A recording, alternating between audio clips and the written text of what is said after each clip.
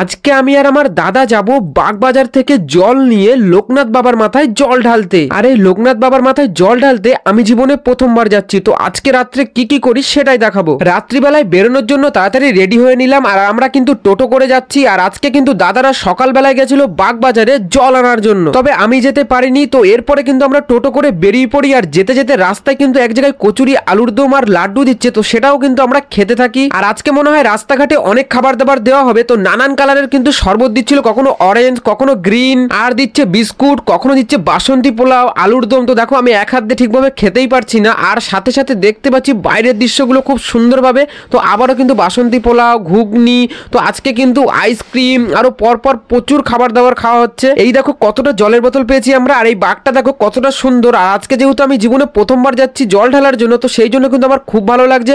তো আমরা কিন্তু চলে আসলাম লোকনাথ বাবার এখানেই। তো আমরা কিন্তু কলসি নিয়ে বেরিয়ে পড়লাম আর লাইন দিতে দিতে চলে আসলাম লোকনাথ বাবার এখানে। আর ভেতরে ভিডিও করা যাবে না। তো এই দেখো আমাদের জল ঢালা হয়ে গেছে আর আমরা পুরো ভিজে গেছি। লোকনাথ বাবার মূর্তি দিয়ে বানানো এই বাঘটা কি সুন্দর, তাই না? তো এরপরে আমাদের জল ঢালা হয়ে গেলে আমরা প্রসাদ নিয়ে উঠে পড়ি টোটোতে। আর যেতে যেতে কিন্তু সকাল হয়ে যায়। তো দেখা হচ্ছে পরবর্তী ভিডিওতে।